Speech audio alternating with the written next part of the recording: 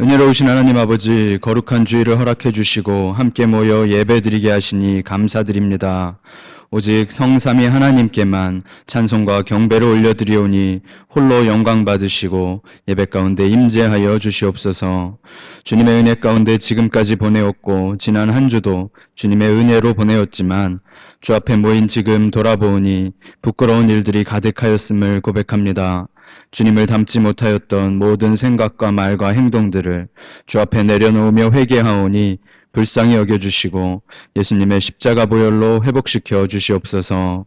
성령 하나님께서 상처받고 지친 모든 영혼들을 붙들어 주시며 위로하여 주시고 새 힘을 얻도록 은혜 내려 주옵소서.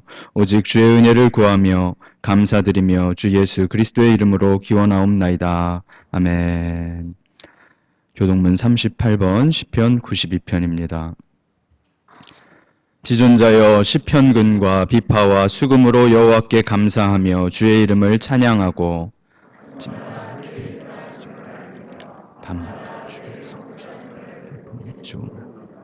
여호와여 주께서 행하신 일로 나를 기쁘게 하셨으니 주의 손이 행하신 일로 말미암아 내가 높이 외치리이다. 의인은 종려나무같이 번성하며 레바논의 백향목같이 성장하리로다. 이는 여호와의 집에 심겼으며 우리 하나님의 뜰 안에서 번성하리로다. 그는 늙어도 여전히 결실하며 진액이 풍족하고 빛이 청정하니 여호와의 정직하심과 나의 바위 되심과 그에게는 불의가 없음이 선포되리로다. 아멘. 전능하사 천지를 만드신 하나님 아버지를 내가 믿사오며 그 외아들 우리 주 예수 그리스도를 믿사오니 이는 성령으로 잉태하사 동정녀 마리아에게 나시고 본디오 빌라도에게 고난을 받으사 십자가에 못 박혀 죽으시고 장사한 지 사흘 만에 죽은 자 가운데서 다시 살아나시며 하늘에 오르사 전능하신 하나님 우편에 앉아 계시다가 저리로서 산자와 죽은 자를 심판하러 오시리라. 성령을 믿사오며 거룩한 공회와 성도가 서로 교통하는 것과 죄를 사하여 주시는 것과 몸이 다시 사는 것과 영원히 사는 것을 믿사옵나이다. 아멘.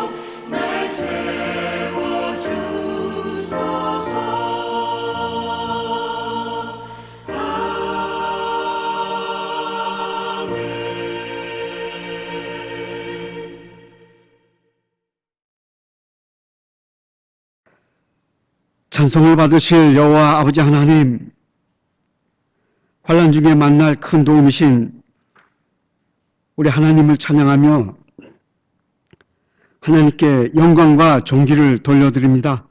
하나님 사랑하시는 주의 백성들, 오늘도 귀한 은혜 베푸셔서 우리 모두에게 새 생명 주시고 또 이 복된 주일을 맞이하게 하셔서 예배 전에 함께 모여 거룩하신 우리 주님께 예배드리며 귀한 말씀이 은혜 자리에 있도록 부르시고 인도해 주심을 감사드립니다.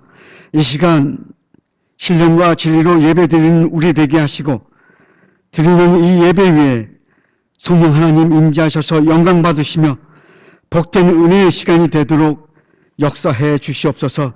특별히 우리에게 영원한 생명 주시려 독생자 예수 그리스도를 이 땅에 보내시고 구속의 십자가를 지게 하셔서 흘리신 보혈의 공로에 힘입어 입으로 시인하며 믿는 자마다 구원받으며 하나님 자녀 삼아주심을 감사드립니다. 하늘 백성된 저희들 지난주일 이후 한 주간도 허락하신 이 땅의 삶을 살 때에 하나님 자녀다운 모습으로 살지 못했고 죄성 가운데 불평 가운데 있었음을 이 시간 주님께 고백하오니 하나님 우리의 부족한 믿음을 용서하셔서 이 시간 예배드리기에 합당한 마음 모습 되게 하시고 이 예배를 통해 은혜 자리에 나아가는 우리 모두 되도록 보혜사 성령님 우리 마음을 도우시고 인도해 주시옵소서. 아버지 하나님, 우리를 향한 하나님의 크신 계획이 계셔서 우리 모두를 이 아름다운 사이판 아름다운 섬에 오게 하시고 세우신 이 교회를 섬기며 주님 말씀 따라 살기에 힘쓰는 은혜 자리에 우리 모두 있게 해주심을 감사드립니다.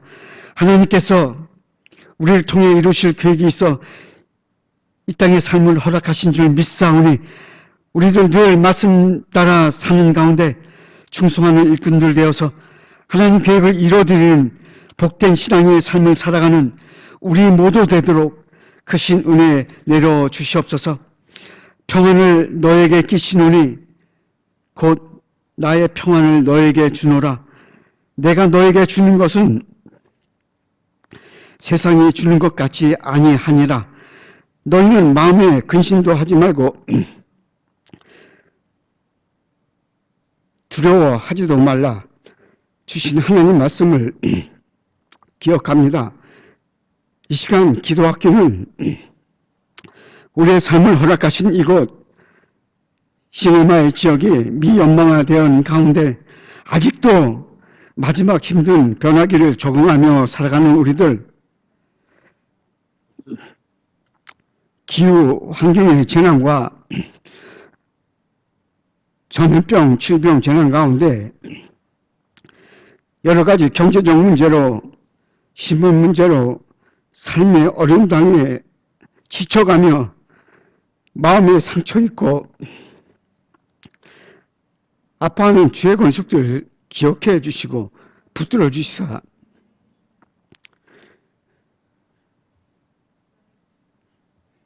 크신 은혜로 도우셔서 전염병으로부터 우리를 보호해 주시고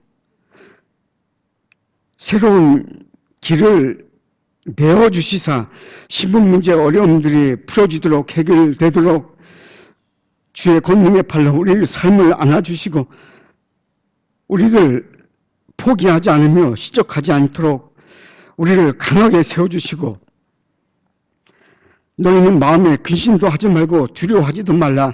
이 말씀에 의지하며 우리의 피난처 되시고 힘주시며 환난 중에 만날 큰 도움이신 하나님을 바라며 기도하며 잘 인내하는 가운데 이 힘든 삶의 환경을 넉넉히 이겨가는 우리 삶이 되도록 성령님 우리 삶을 인도하시며 보호해 주시옵소서. 우리 교회를 사랑하시는 주님,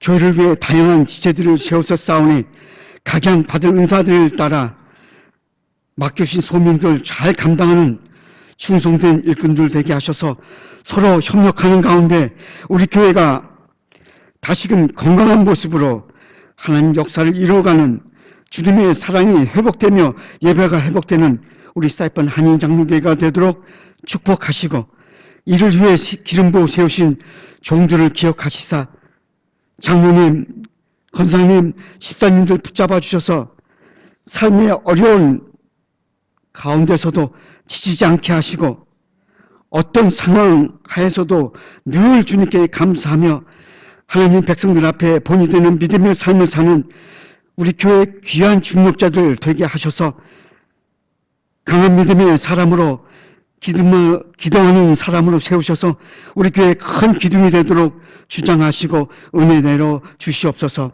이 시간 말씀을 들고 단위에 서실 우리 신승환 목사님 위에 성령님 함께 하시사 영육간 간곡히 붙잡아 주시고 곤비치 않도록 은혜 주시며 하나님 말씀이 이 시간 선포될 때 우리 모두 힘과 지혜를 받는 복된 은혜의 예배 시간이 되도록 역사해 주시옵소서. 예배 시종을 주님께 의탁하며 이 모든 말씀을 우리를 구원해 주신 예수님 이름으로 감사하며 기도하옵나이다. 아멘.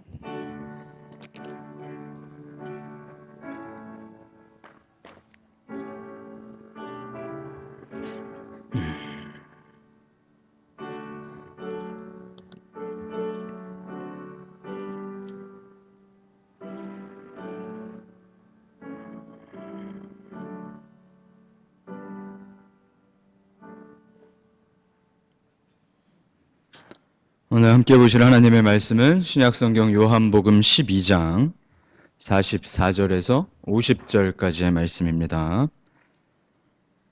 신약성경 요한복음 12장 44절에서 50절까지 신약 169페이지 정도에 있습니다.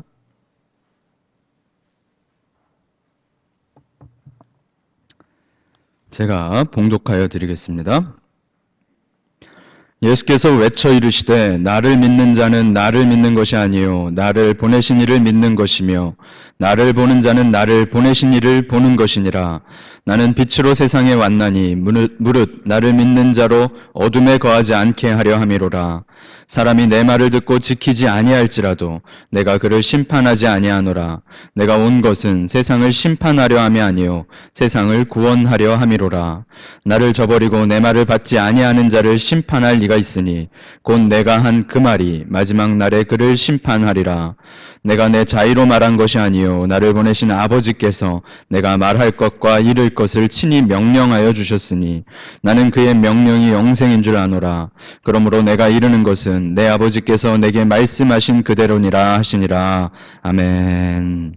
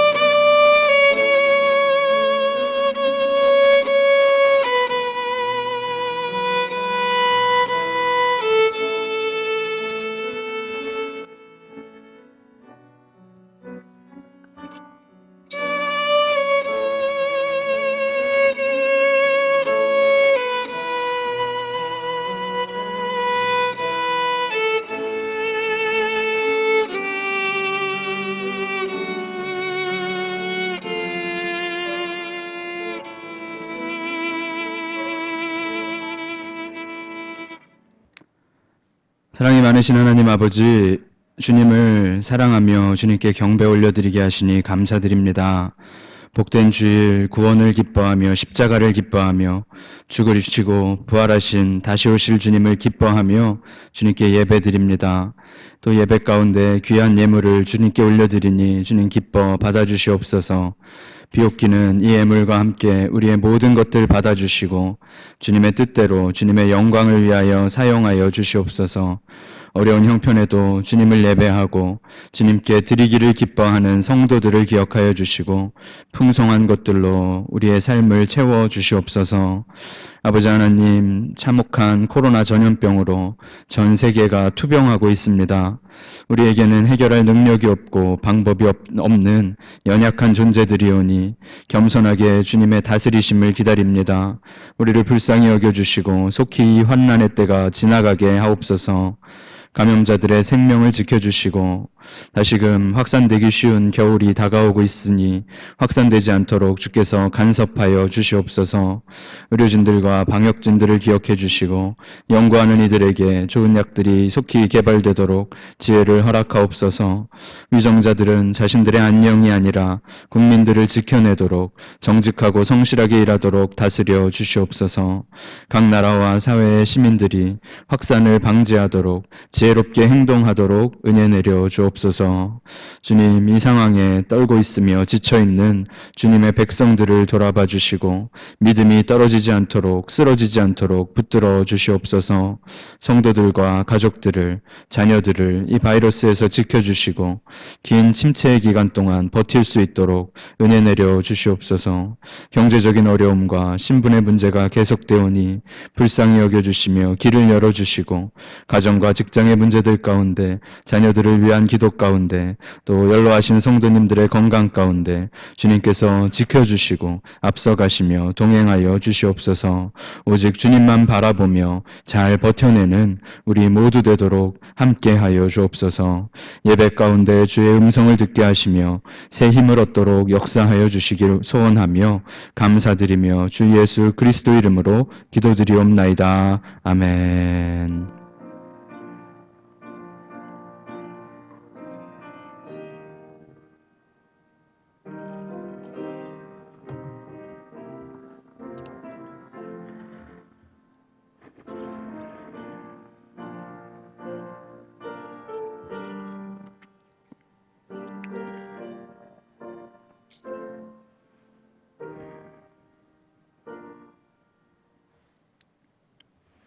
오늘 예수께서 외쳐 이르시되라는 제목으로 하나님 말씀을 나누려고 합니다. 한 주간 평안하셨나요? 네, 우리 함께 인사하시죠. 주님과 함께 하십시오. 이렇게 축복하며 인사하겠습니다. 네, 주님과 함께 하십시오. 주님과 동행하지 않는다면 이때를 우리가 버텨낼 수 없을 것입니다. 우리 모든 성도님들이 주님 손 놓지 않으시길, 또 주님과 동행하시며 이 시간을 잘 이겨내시길 늘 기도합니다. 또 다시 한번 주의 이름으로 축복합니다. 주일에 우리가 요한복음을 살펴보고 있는데요. 이제 12장이 마무리가 되어가고 있습니다. 주님께서 공생의 사역이 그 공생의 사역의 목표였던 십자가를 향하여 다가가심으로 이제 때가 왔도다라고 선포하심으로 지금까지는 때가 아니었다라 하셨는데 때가 왔도다라고 말씀하시며 주님의 사역이 십자가 바로 앞까지 오게 되었죠. 이제 요한복음은 십자가에서 죽으시는 일, 그리고 다시 부활하시고 제자들을 만나주시는 그러한 일들을 사도 요한은 우리에게 들려주게 되는데요. 우리가 이쯤에서 요한복음을 한번 좀 정리를 다시 해보려고 합니다. 자, 요한복음은 누가 썼지요? 사도 요한이 썼죠. 예수님의 제자 중에 한 사람이었습니다. 그리고 그의 형이 야고보라 불리는 그 형제가 있었죠.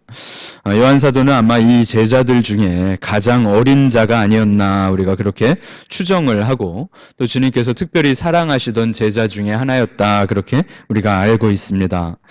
요한 사도는 야고보의 형제였고 그 젊을 때 요한과 야고보를 보시고 주님께서 제자가 되어 따라다니는 그 둘에게 붙여주신 별명이 있었는데요. 그 별명은 보아노게라 하는 우레의 아들이다. 천둥과 같은 다혈질적이고 저돌적인 형제들이다. 이러한 별명을 주님께서 친히 붙여주셨던 그런 사람들이었죠. 야고보와 요한 형제는 주님을 따라다니면서도 아주 주님께 당돌한 이야기들을 많이 했었는데요. 나중에 주님께서 메시아로 주님께서 보좌에 앉으실 때 주님 왼쪽 자리와 오른쪽 자리를 나와 우리 야고보와 요한에게 주옵소서. 이 두 형제의 엄마도 주님을 찾아와서 치맛바람을 일으키기도 하고요. 이 형제들도 주님께 주님 왼쪽 자리 오른쪽 자리 넘버1 넘버2 우리 형제들에게 주세요 하는 당돌한 요청을 드리기도 하였었어요. 또 뭐만 하면 성질을 버럭 내면서 확 불심판을 내어버리지요. 확 유황불을 유황불을 내려버리지요 하면서 사마리아에서 주님과 제자들이 좀 푸대접을 받자 그러한 이야기를 하기도 하였던 좀 다혈질인 사람, 좀 급한 사람, 좀 폭력적인 어떤 성향을 가졌던 그러한 사람처럼 기록이 되어 있어요. 하지만 사도 요한이 주님과 동행하며 주님의 부활하시는 장면을 또 부활하신 주님이 죽으시는 장면과 주님이 부활하시는 모든 것을 경험하고 나서 주님을 너무나도 사랑하며 자라난 그는 노년에 그가 요한계시록을 반모섬이라 하는 곳에 유배된 채로 기록하게 되고요. 또 요한 1, 2, 3서 사랑이 가득한 편지들을 교회와 성도들에게 보내기도 하죠. 사랑의 사도다라는 별명으로 그가 그의 생을 마무리하며 그의 사역을 마무리를 하는 것으로 알고 있죠. 늙은 요한의 고백이 무엇입니까? 하나님은 사랑이시라라는 고백으로 그가 그의 편지들을 마무리하게 되잖아요. 요한계시록이나 요한 1, 2, 3서 또 우리가 계속해서 살펴보는 요한복음도 모두가 다 사도 요한이 그의 사역 말기에 그의 노년에 기록했다 그렇게 알고 있습니다. 그리고 그런 그가 주님의 복음을 정리할 때 늙어가며 연약해져가며 많은 고초 속에 그의 몸이 지쳐있고 그가 참으로 피곤하였을지라도 그가 복음을 정리하고 한 글자 한 글자 써내려가는 그의 그 모든 말씀은 교회와 성도를 위하여 주님의 성령께서 주신 영감대로 한 글자 한 글자로 아주 혼신의 힘을 다하여 써내려갔다. 그래서 오늘 우리가 이 요한복음을 읽게 된 것이다. 그런 것을 생각할 수 있는 것이죠. 우리가 앞전에 계속해서 살펴볼 때 주님께서 나는 생명의 떡이다 라고 말씀하시며 나는 세상의 빛이다 라고 말씀하시며 나는 양의 문이다, 나는 선한 목자다, 그리고 나는 부활이요 생명이다 이런 식으로 주님이 선포하셨던 그 모든 주님이 누구신지 말씀해 주신 그것을 요한이 아주 힘 있게 기록하였다 하는 것이죠. 그러한 말씀들이 선포될 때요, 사마리아 수가성 여인이 주님을 영접하였고요, 나다나엘이 주님이 놀라우시다라고 고백하였고요, 마르다가 또 세례 요한이 주님은 그리스도십니다, 살아계신 하나님의 아들이십니다 하는 놀라운 신앙의 고백들을 하는 것들도 우리가 살펴보았었습니다. 창세기 1장 1절을 다 암송하고 계시죠? 창세기 1장 1절이 뭐죠? 태초에 하나님이 천지를 창조하시니라 라는 선포예요. 그런데 요한복음도 1장 1절이 시작될 때 그 창세기와 같은 선포로 시작을 하는데요. 요한복음 1장 1절은 태초에 말씀이 계시니라, 이 말씀이 하나님과 함께 계셨으니 이 말씀은 곧 하나님이시라 라고 선포를 하죠. 창세기, 성경의 첫 번째 책이 시작할 때와 동일한 단어와 동일한 표현으로 요한 사도는 예수님의 복음을 시작하였다 하는 거예요. 사도 요한은 분명히 창조주 하나님의 영광을 구속하시는 그리스도의 영광과 함께 이해를 하고 함께 고백하였다 하는 거죠. 그래서 사도 요한은 이 복음서를 쓸 때 태초에 천지를 창조하신 하나님께서, 말씀으로 창조하신 하나님께서 우리 가운데 오셨다라는 선포로 그의 복음서를, 요한복음을 기록을 하는 거예요. 그리고 사도 요한이 계속해서 강조해서 기록하는 예수님께서 나는 뭐뭐이다라고 선포하시는, 말씀해 주시고 가르쳐 주시는 그런 장면을 여러 번 기록하잖아요. 나는 양의 문이다, 나는 빛이다, 나는 생명이다라고 말씀하시는 주님의 장면들은 이 말을 듣는 유대인들에게는 약간 이러한 것을 떠올리게 하는 표현이 되는 거예요. 주님께서 성경을 기록하게 하실 때, 모세에게 이러한 영감과 계시를 주실 때 하나님께서 나는 나다, I am who I am 이라고 말씀을 하세요. 나는 스스로 있는 자다라고 한글 성경으로는 주님께서 모세에게 자신을 소개하실 때 쓰신 표현을 기록하는데, 나는 스스로 있는 자다, 나는 나다, 나는 누구이다 라는 이 표현은 예수님께서 요한복음에서 계속해서 말씀하시는 나는 뭐뭐이다 라는 표현과 동일한 구조의 선포였다는 거예요. 그래서 유대인들에게는 사도 요한이 쓴 이 복음서 자체가, 사도 요한이 증거하는 말씀이신 그리스도 예수의 자체가 굉장히 좀 껄끄러웠어요. 아니 뭔데 예수님? 뭔데 그리스도? 뭔데 그가 말씀이시라고, 그가 하나님과 동일하게 선포되고 있다고 하는 불편한 마음을 이 복음서를 통하여, 이 사도 요한의 가르침을 통하여 유대인들은 알게 되는 거죠. 지가 뭔데 하나님처럼 말하는 거야. 지가 뭔데 안식일에 주인 행세를 하는 거야. 지가 뭔데. 이것이 예수님을 미워하고 예수님을 죽이려고 하는 유대인들이 지속적으로 보이는 태도였다는 거예요. 나는 뭐뭐다, 나는 스스로 있는 자다라고 말씀하시는 그 하나님처럼 말씀하시는 예수님이 참으로 듣기가 싫었고, 태초에 계셨던 말씀이다라는 이 사도들의 가르침이 참 듣기가 싫었다라는 것을 알게 되는 것이죠.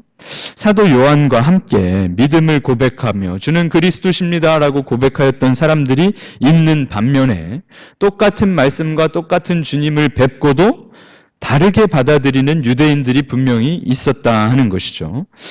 어떤 이들은 주님의 말씀이 참 좋다, 지금까지 난 이런 말씀을 들어본 적이 없다라고 호의적인 태도를 드러내기도 했습니다.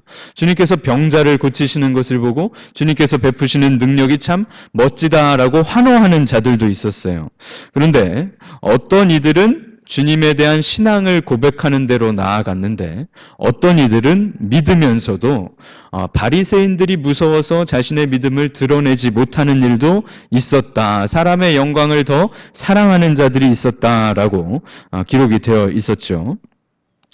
눈뜬 장님이 이상하다. 이 사람은 정말 내 눈을 뜨게 하셨는데 하나님께서 경건한 자의 말씀이 아니면 듣지 않으시는데 왜 당신들은 자꾸 그를 범법자 취급합니까? 우리가 그 눈뜬 장님의 이야기를, 그의 고백을 살펴보았었잖아요.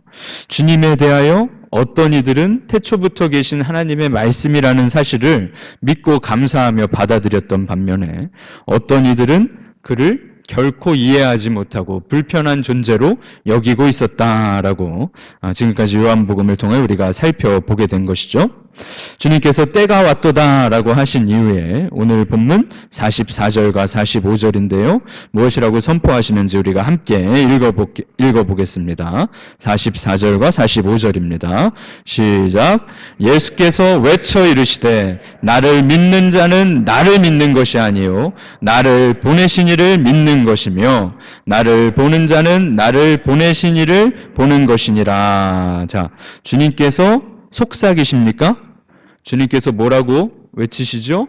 외쳐 이르시되라고 기록되어 있어요. 소리 지르시며 큰 목소리로 애가 타는 마음으로 주님께서 선포하셨다 하는 거예요. 사도 요한은 지금 늙었어요. 아마 이 요한복음은 반모섬의 유배가 끝나고 에베소에서 그가 죽음을 기다리며 그의 마지막 생에 혼신의 힘을 다해서 기록한 복음서로 제일 마지막 성경으로 우리가 보통 알고 있는데, 늙었어요. 이제 죽을 날이 얼마 남지 않았다는 걸 알고 있습니다. 그러한 늙고 연약한 상태임에도 주님이 외치셨던 그 장면을, 그 모습을, 그 음성을, 그 간절함을 사도 요한이 생생하게 기억하고 있는 거예요. 그래, 맞아. 우리 주님께서 그때 그렇게 소리 지르셨지. 그래, 맞아. 나의 주님께서 그때 그렇게 선포하셨지. 그때만 생각하면 이 늙은 사도는 마음이 떨려요. 그때만 생각하면 다리가 후들거리고, 그때만 생각하면 주님 생각에 웃음이 나며 눈물이 나는 그러한 간절함을 가지고 외쳐 이르시는 주님을 그도 간절하게 외치며 선포하였다는 거예요. 여기서 우리는 사도의 간절함과 주님의 간절함을 읽을 수 있어야 한다 하는 거죠. 그때만 생각하면, 그 말씀만 떠오르면 마음이 두근두근 거리는 이 늙은, 죽음을 앞둔 모든 사역 가운데 엄청난 고생과 핍박 가운데 주의 사역을 감당하였던, 젊었을 때는 천둥 같은 자라 불렸지만 늙어서는 사랑의 사도라고 불렸던 그 사도 요한의 모습을 우리가 떠올려 볼 수 있는 거예요. 주님께서 뭐라 말씀하시죠? 나를 믿는 자는 나를 믿는 게 아니야. 나를 보내신 하나님을 믿는 거야. 나를 보면 나를 보는 게 아니야. 나를 보내신 하나님을 보는 거야. 지금까지 누구도 본 적이 없었던 그 하나님을 너희가 지금 보고 있다라고 우리 주님께서 선포하고 계시는 거잖아요. 우리는 하나님이나 예수님 중에 한 분을 믿는 게 아니죠. 우리는 하나님을 믿는데, 하나님을 믿는다는 것은 예수님을 믿는다는 뜻이고, 하나님을 믿기 위해서는 예수님을 믿어야 한다라는 말씀을 주께서 들려주고 계시는 거예요. 우리 주변에 어쩌면 그런 사람들이 있을 수 있어요. 어떤 절대적인 신이라는 존재를 좀 찾아 헤매는 사람들이 있어요. 궁금합니다. 창조하는 신, 아니면 세상을 다스리는 신, 어쨌거나 이 인간에게 영향을 끼치고 경배를 받기를 원하는 신이라는 존재를 내가 좀 찾아봐야겠다. 구도의 길을 걸어가는 사람들이 있어요. 구도의 길을 가르치는 종교들이 있죠. 많은 사람들이 신을 찾는 이유가 있겠지만 보통 힘들고 지쳐서 인간의 연약함과 인간의 유한함을 알고 신이란 존재가 있다면 내가 그 신의 도움을 좀 얻었으면 좋겠다라고 생각을 합니다. 독특한 구도의 길을 걷고요. 독특한 고행의 길을 걷기도 합니다. 많이 생각하고 벽을 바라보며 몇십 년씩 수행을 하기도 해요. 가시방석에 앉아서 자신의 몸에 고통을 주면서 신의 존재를 고민하고 궁금해합니다. 그런데 오늘 주님께서는 뭐라고 선언하시죠? 나를 보면 하나님을 본 것이다. 나를 믿으면 하나님을 믿는 것이다 라고 선포하신다는 거예요. 신이신데 하나님이신데 인간의 몸으로 오신 예수님에 대하여 알아라, 믿어라 라고 말씀하신다는 거예요. 그러지 않으면 결코 하나님을 뵐 수 없을 것이다. 결코 신을 만날 수가 없을 것이다 라고 말씀하신다는 거예요. 오직 우리는 우리 하나님을 예수 그리스도를 통하지 않고는 뵐 수도 없고 믿을 수가 없다라고 성경이 가르치신다는 거죠. 우리가 그 사실을 기억해야 할 것입니다.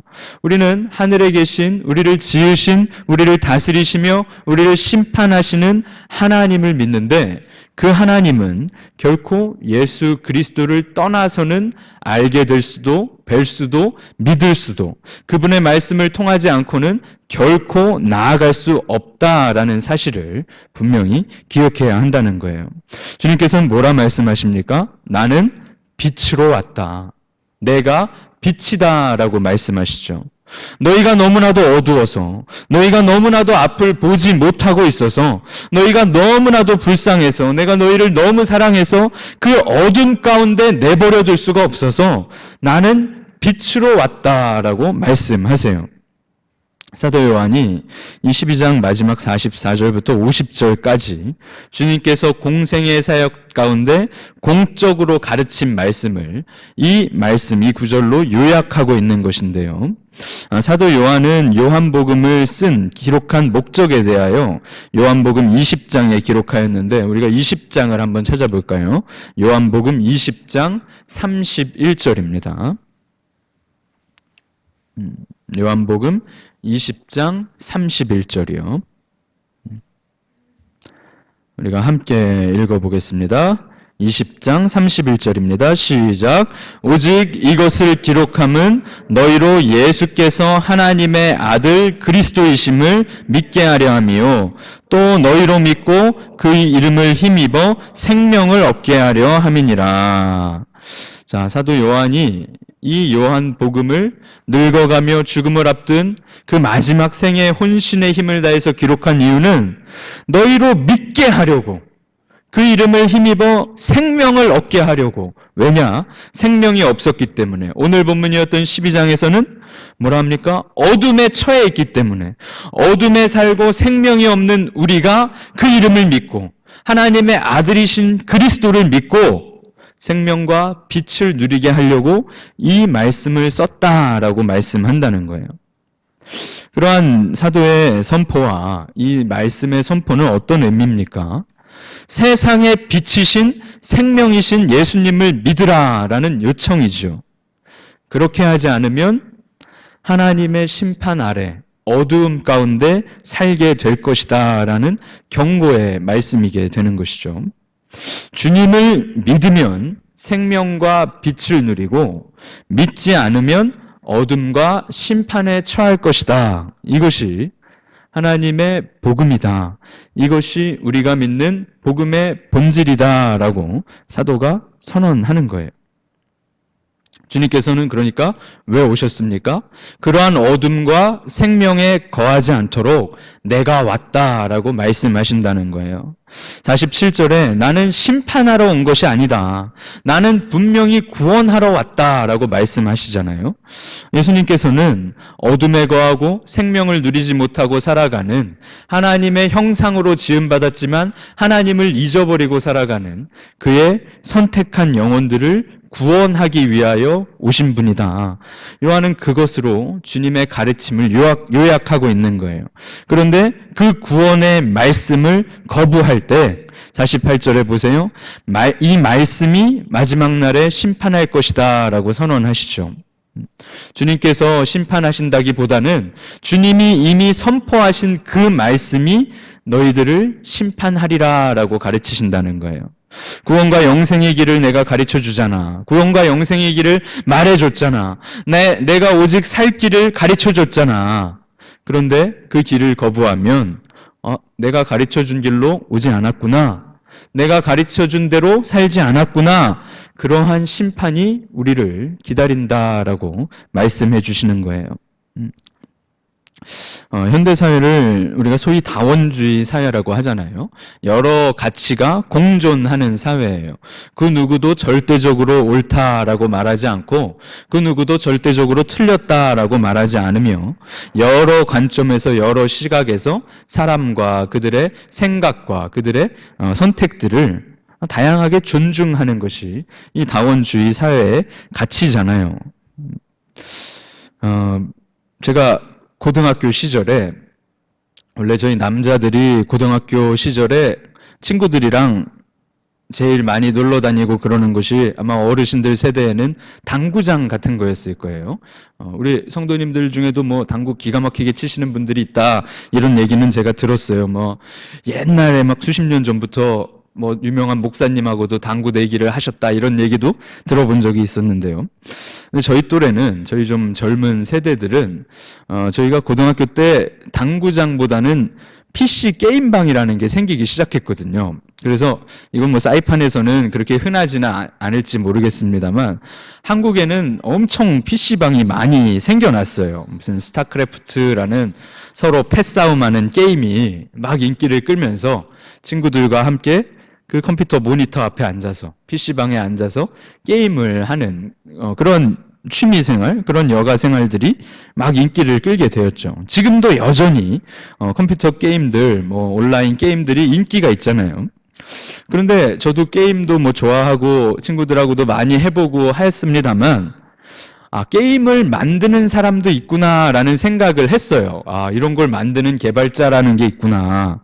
그런데 제가 지금도 잘 이해가 안 가는 건 게임을 하는 게 직업인 사람도 생겼다는 거예요. 여러분 프로 게이머라는 거 들어보셨죠? 전 세계에서 우리 대한민국이 제일 잘한다고 하잖아요. 컴퓨터 게임을. 프로게이머, 유명한 프로게이머들. 그러니까 우리 젊은 어린 학생들이 장래 희망이 뭐예요? 컴퓨터 게임을 하면서 먹고 사는 게 희망인 아이들도 생기는 거예요. 저도 좀 늙었는지 낯설어요. 그런 게 잘 이해가 안 가요. 그런데 그런 세상이 되었잖아요. 컴퓨터, 밥만 먹고 컴퓨터 앞에 게임만 하는데 먹고 사는 그런 사람들이 있어요. 좀 그걸 우리가 폄하하거나 잘못된 겁니다 말하기는 좀 어려울 겁니다. 분명히 독특한 삶의 방향이 존중받아야겠죠. 예전에는 텔레비전에 내가 나왔으면 정말 좋겠네 이런 동요를 불렀는데 이젠 누구나 텔레비전에 나와요.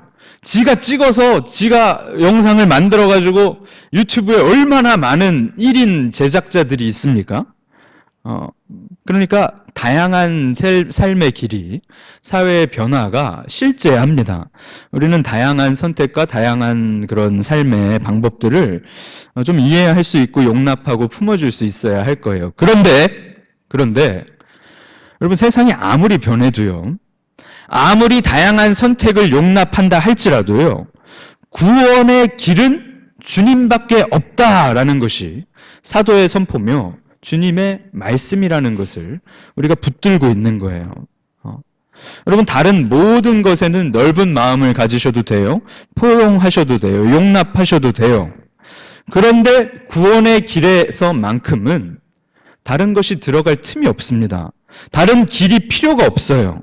어떤 사람들은 이렇게 얘기합니다. 제가 참 오랜 시간을 찾아 헤맸고요. 참 오랜 시간을 정상에 오르기 위해 노력했습니다.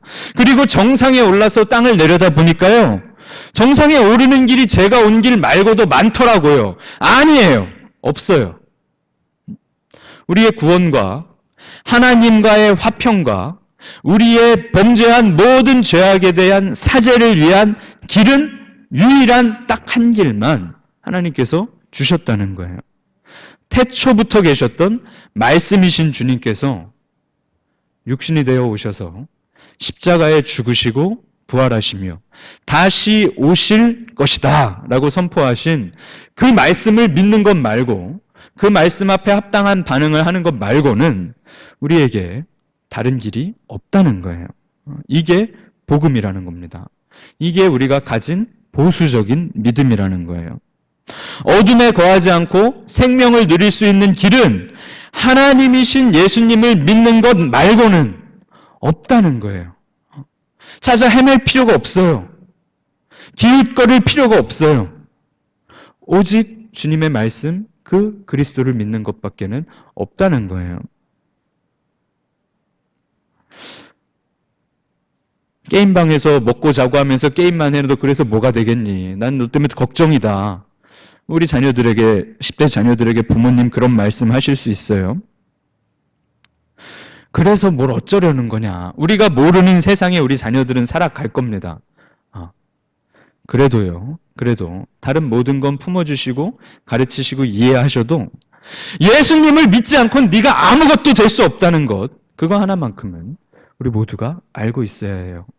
어리든지 늙었든지 공부를 많이 했든지 적게 했든지 어떤 선택을 하며 어떤 다양한 가치와 생각들을 생각하든지 간에 예수님이 없으면 저와 여러분은 끝입니다. 예수님을 모르면 실패한 거예요. 예수님 없으면 어둠이다라는 거예요. 아니 왜요 목사님? 예수님 안 믿으면서도 잘 사는 사람들 있잖아요. 착하게 정직하게 사기 안 치고 속이지도 않고 빼앗지도 않고 성품도 좋고 잘 사는 사람들 있잖아요. 그 사람 가족도 얼마나 화목한데요. 그 사람 가정도 굉장히 사랑이 넘치더라고요. 그런 사람들이 있지요. 있을 수도 있어요. 예수님을 모르고 이 밝은 복음의 말씀을 모르는데, 믿지 않는데도 잘 살아요. 나름 그렇게 가난한 비참한 삶을 살지도 않고 나름 안정된 삶을 살며 가족끼리 화목해요. 자녀들도 잘 크는 것 같아요. 그런 사람도 있어요. 그래도 그 사람도 어둠이라고 성경은 말씀한다는 거예요. 예수님을 믿는데도 가난해요. 예수님을 믿는데도 몸이 아파요. 예수님을 믿는데도 가정에 불화가 가득해요. 예수님을 믿는데도 신분의 문제가 여전해요. 예수님을 믿는데도 어려울 수 있어요. 그런데도 그것이 빛이다라고 성경이 선포하고 있다는 거예요. 이것을 우리가 확신하고 믿지 못한다면 우리의 믿음이 주님께서 외쳐 이르시는 믿음에서 좀 멀어지고 있다라고 우리 스스로 두려워할 수 있어요. 돌아볼 수 있어야 한다는 거죠. 주님께서는 이러한 모든 말씀을 자기 마음대로 선포하신 것이 아니라 보내신 하나님 아버지의 뜻에 철저하게 순종하시며 선포하셨다. 이렇게 기록이 됩니다. 하나님께서 주께 명령하신 명령은 영생이었다. 50절에 말씀하시잖아요. 그 영생은 아버지께서 말하도록 하신 그 모든 것을 완전하게 선언하신 주님의 말씀에 어떻게 반응하는가 거기 달려있다. 주님께서 그렇게 말씀하신 거예요.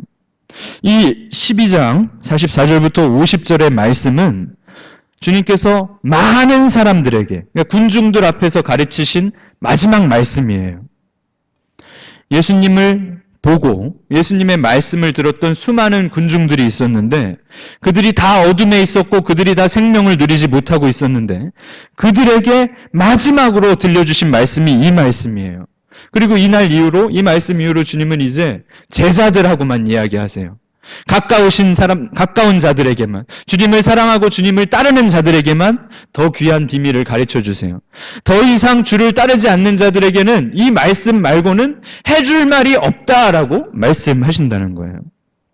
예수님을, 나를 통하지 않고는, 나를 믿지 않고는, 나를 보지 않고는 결코 하나님을 볼 수 없어. 결코 하나님 앞에 나아갈 수 없어. 라고 주님께서 마지막 최후 통첩으로 군중들에게 말씀하신다는 거예요. 여러분, 주님을 통하지 않으면 아무런 의미가 없어요. 주님을 만나지 않으면 하나님을 믿을 수가 없어요. 우리가 기도할 때 마지막으로 뭐라고 기도합니까? 예수님의 이름으로 기도합니다. 주님을 통하지 않으면 하나님께 나아갈 수 없잖아요. 그러니까 그렇게 기도하는 거예요. 2000년 전에 십자가에서 죽으신 그분이 아니고서는 우린 결코 구원을, 화평을, 빛을, 생명을 누릴 수가 없다. 이것이 마지막 선포다라는 이 사도 요한의 애타는, 또 우리 주님이 외쳐 이르시는 이 말씀을 우리 성도님들 꼭 기억하시길 축복합니다. 구원하시기 위하여 오셨다. 너희를 버려두지 않고 어둠에 살지 말라고, 생명을 주려고 내가 왔다. 너무나도 사랑해서 그렇게 말씀하시잖아요. 그 말씀에 대한 저와 여러분의 태도는 무엇입니까? 진짜 믿음으로 그 말씀 앞으로 나아가고 있습니까? 아니면 살다 보니까 그래도 교회 다니는 게 그 중에 제일 나은 것 같아 하는 이 정도의 비교 때문에, 그 정도의 비교에서 불교보다, 가톨릭보다, 다른 어떤 종교보다 그나마 기독교가 제일 나은 것 같아 정도의 수준의 믿음으로 여기 앉아 계시진 않습니까? 우리의 믿음을 오직 살아계신 예수 그리스도를 통하여 우리가 구원과 생명을 얻는다는, 우리의 모든 어둠을 밝히신다는 그 주님의 말씀에 대하여 바른 믿음을 분명히 가지시길 축복합니다. 제가 최근에 어떤 성도님과 함께 교제를 하였는데 재미난 이야기를 해주셨어요. 성도님이 최근에 코로나 상황이 길게 수개월 동안 진행되는 동안 너무나도 힘들고 교민들도 다 힘들고 그러한 와중에 자신이 문득 어떤 건강에 대한 새로운 방법을 알게 되고 영상이나 이런 책들을 좀 살펴보고 공부를 하게 되셨다 그래요. 그리고 나서 그 방법이 좋은 것 같아서 그 방법대로 실천을 시작하셨다는 거예요. 그랬더니 너무 자신한테도 잘 맞고 그 방법이 너무 효과가 좋았다. 그래서 살도 참 많이 빠지게 되었고 몸도 너무 가볍고 머리도 너무 밝고 너무 좋다. 활력이 넘치는 이때가, 이렇게 다들 우울하고 다들 힘든데 자신은 너무 좋다, 그런 이야기를 하셨어요. 그러면서 저한테 목사님도 이 방법 꼭 한번 해보세요 라고 추천을 해주셨거든요. 그래서 그 성도님이 그러면서 그 방법을 저한테 추천하시면서 이 표현을 쓰셨는데 뭐라고 말씀하시냐면 끝내줍니다. 끝내줍니다 그러셨어요. 끝내줍니다. 이게 너무 좋더라고요. 지금 다 우울하잖아요. 제가 어떤 성도님들 다 배워도 다 너무나도 힘들어서 다 어렵고 힘들고 다 정말 한숨 나오고 기도 나오는 형편인데 이렇게 밝게 이렇게 활력이 넘치는 목소리로 하이톤으로 끝내줍니다라고 말씀하시는 그 말씀 자체가 너무 위로가 되고 힘이 났어요. 저도 3일째 그 방법을 지금 하고 있는데 그런데 여러분 우리의 우리의 건강을 위한 어떤 좋은 방법 있잖아요. 이 각광받는 요즘에 인기 있다라는 이런 방법 말고 우리의 어둠을 밝히는 방법, 예수 그리스도의 복음에 대한 방법, 이것에 대해서는 여러분 어떻게 외쳐 이루고 계십니까? 끝내줍니다. 예수님을 믿었더니 끝내줍니다. 이러한 고백과 경험이 있어야 하지 않을까요? 단지 살 빠지는 방법, 단지 건강한 인생을 사는 방법, 단지 그런 좋은 것, 세상 사람들 다 좋아하는 그런 것, 카카오톡으로 영상 보내고 공유하고 그런 거 말고 끝내줍니다. 하나님이신 예수님이. 제가 그분을 믿었더니 나의 영혼이, 나의 모든 어두움이 밝혀졌습니다. 그 집사님이 제 몸을 보세요. 이렇게 좋아요. 라고 말씀하셨거든요. 예수님 믿는 우리는 뭐라고 말해야겠어요? 절 좀 보세요, 여러분. 절 좀 보세요. 이렇게 끝내줍니다. 라고 말할 수 있어야 하지 않겠습니까? 건강 방법보다 영생의 방법을 더욱 기뻐하고 누리는 것. 우리의 본질은 그것이어야 합니다. 잠시간 사는 인생의 건강도 이렇게 활력을 넘치게 하고 이렇게 기쁘게 한다면 영원한 영광의 영생이 우리에게 주어졌다는데 기뻐하지 못하고 자랑하지 못하고 외쳐 이르시는 주님처럼 외쳐 이르지 못하고 있다면 어쩌면 우리는 믿지 못하고 있거나 경험하지 못하고 있거나 둘 중에 하나인 거예요. 최근에 여러 통계들을 보면 이 코로나 기간 동안 1년 사이에 기독교 출판사들 있잖아요.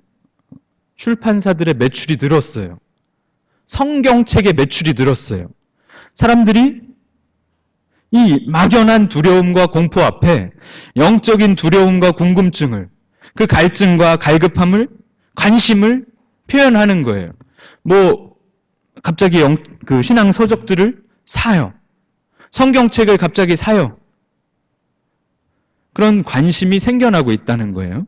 저는 그걸 보면서 이 끔찍한 이 재난의 상황도 영적인 유익을 위하여 하나님께서 역사하시는구나 이런 생각이 들었어요. 우리 성도님들 지난 8개월, 우리 7개월, 8개월 동안 코로나 기간 동안 신앙 서적좀 좀 사셨어요? 이 통계가 사실입니까? 여긴 배송이 잘 안 오니까 못 사셨죠. 이제 비행기 뜨고 그러면 신앙 서적도 좀 읽어보세요. 성경책도 더 많이 읽으세요. 그런데 제가 몇 주 전에 이 현지 목사님들이랑 오랜만에 회의하는 교제 모임이 있어가지고 함께 모였는데 이 목사님들도 어쩔 수 없이 나이 많으신 이 연로한 외국인 목사님들도 컴퓨터도 잘 못하고 타자도 독수리로 쳐야 되는 양반들인데 어쩔 수 없이 온라인 예배를 시작했어요. 유튜브로 카메라도 사가지고 어떻게 다루는지도 모르는데 그냥 아들들 젊은 교회 성도들 다 불러서 이렇게 저렇게 해가지고 온라인 예배들을 다 시작하고 그런 거예요. 그런데 평소에는 교회 안 오던 성도였는데 온라인 예배를 드린다는 거예요.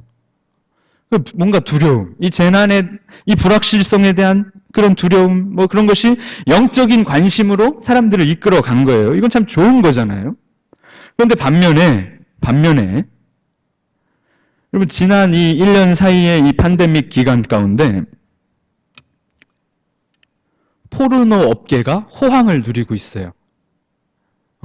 사람들이 그 어느 때보다 혼자 격리된 시간이 많으니까 포르노물 소비가 엄청나게 늘었대요.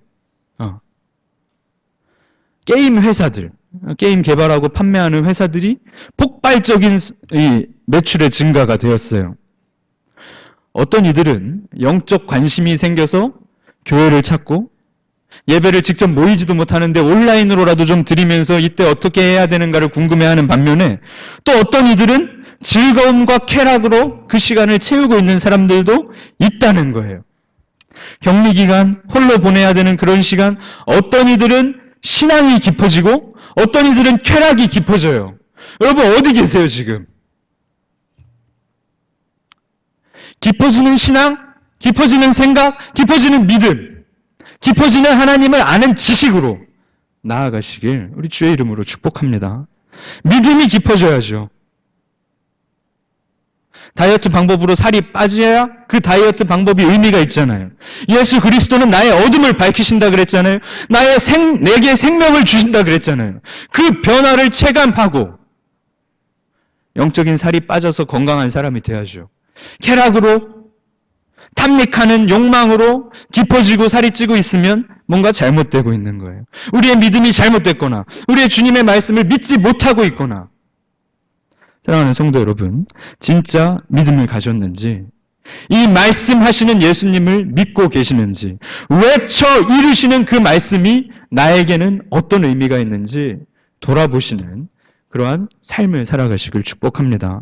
어둠에 거하지 않게 하리라고 하시겠다고, 어둠에 거하는 것이 싫어서 빛으로 오셨다고 말씀하셨어요. 우리 주님의 그 빛으로 우리 안에 어둠들을 밝히시길 축복합니다. 생명이 없는 삶에선 벗어나시고 생명을 누리시는 복된 삶으로 날마다 나아가시는 우리 사이판 하나님 장로교회 성도님들 되십시오. 주의 이름으로 축복합니다. 기도하겠습니다.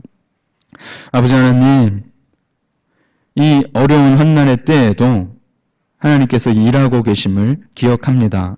하나님께서는 우리를 만나주시기를 원하시며 우리의 어둠을 비춰주시는 빛이심을 기억합니다. 주의 말씀이 우리의 빛이 되어주셔서 우리가 어두움을 더욱 깊이 깨닫게 하시고 어둠이 깊어지는 것이 아니라 믿음이 깊어지는 그러한 복된 시간으로 이 코로나 기간을 보내도록 은혜 내려 주시옵소서. 주님을 아는 데서 그치지 않고 주님께서 외쳐 이르시는 사도 요한이 간절하게 기록한 이 복음을 분명히 신뢰하고 믿는 우리 모두가 될 수 있도록 믿음을 더하여 주시옵소서. 오직 믿음이 우리를 살림을 기억하오니 믿음으로 살리라 하신 주의 말씀을, 믿음으로 우리의 어둠을 밝히는 놀라운 변화를, 새롭게 되어지는 그 놀라운 변화를 우리가 경험하도록 이끌어 주시옵소서. 감사드리며 주 예수 그리스도 이름으로 기도드리옵나이다. 아멘.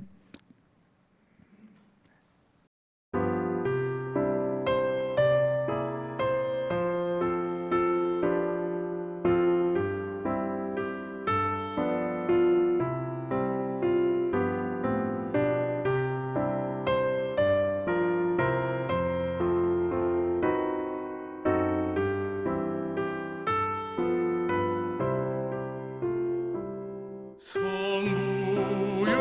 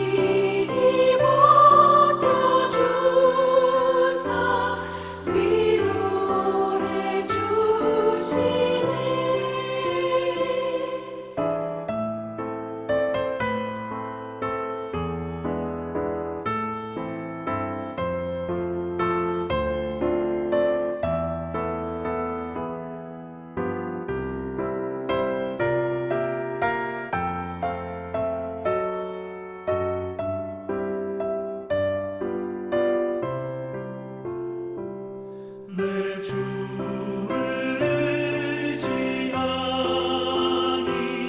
내 맘이 평하고 주 나를 붙드시니 내 앞길 환하다. 임마누엘 주 예수 끝없는 그 사랑 그 향기 바람 타고 온 땅에 퍼지네. 주 예수 보낼 마다 온유한 마음과 겸손한 마음으로 섬기며 살리라. 나 주의 뒤를 따라 저 천국 이르러 천사의 노래 따라 주 찬송하리라.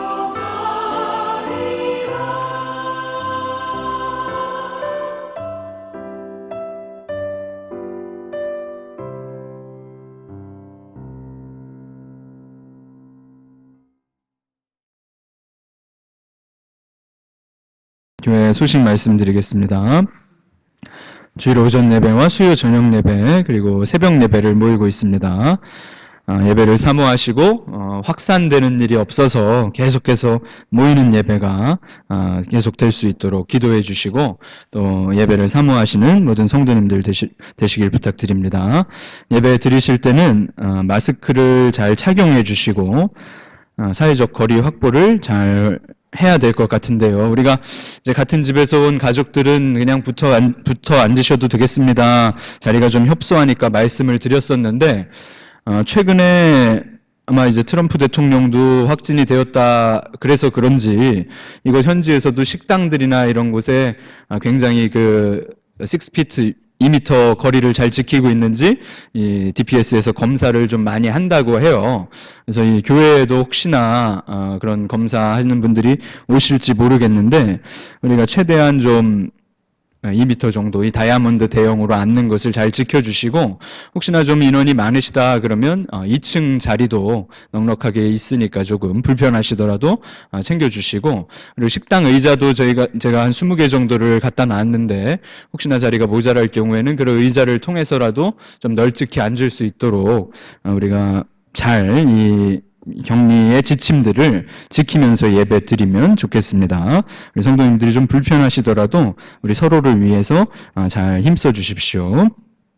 현재 학습 세례 입교 유아 세례 교육을 시작하였습니다.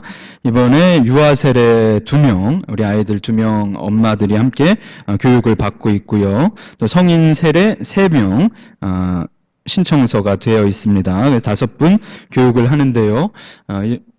우리가 한 달 정도 교육하고 11월 달에 이제 11월 8일로 되어 있는데 세례 입교 학습식을 진행할 예정입니다.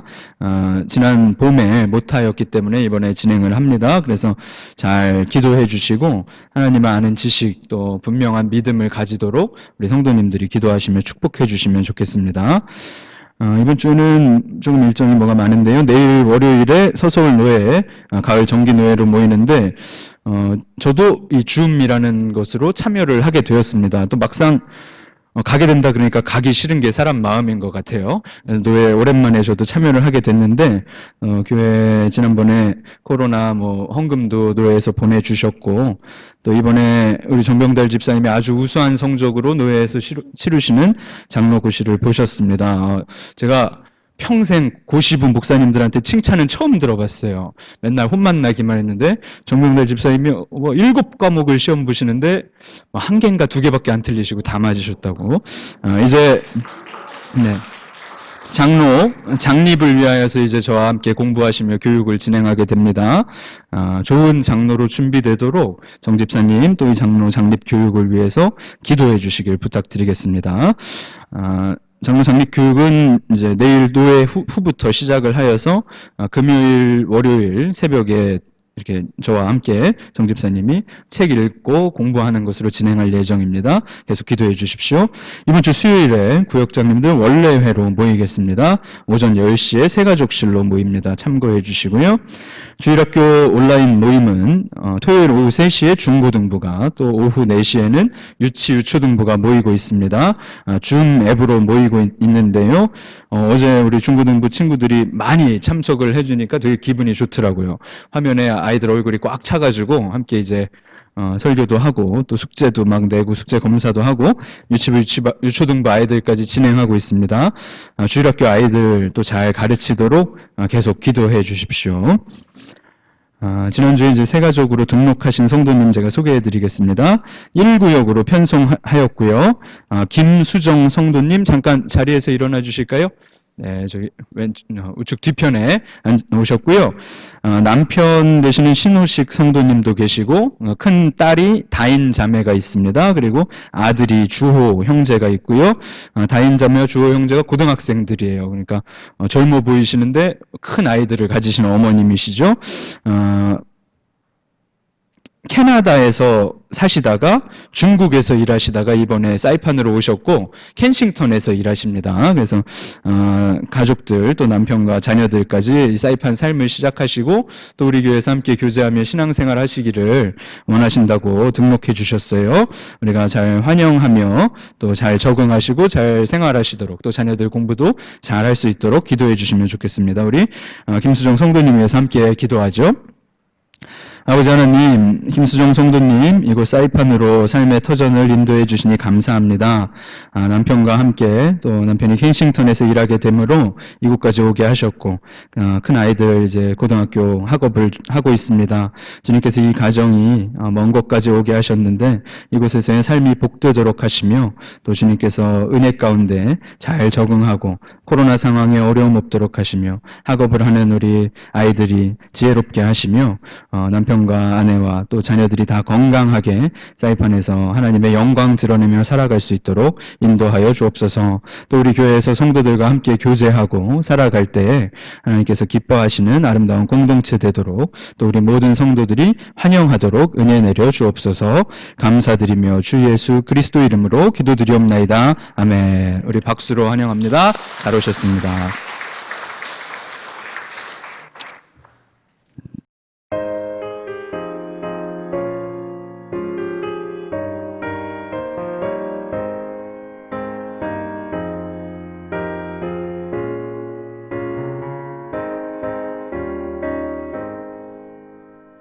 우리의 주여 패배하기 전 또 한 번 주께 찬송하오며 구주의 평안 내려주시기 겸손히 꿇어 간구합니다. 주의 이름 찬양하고서 돌아갈 때에 안위하시고 우리와 종일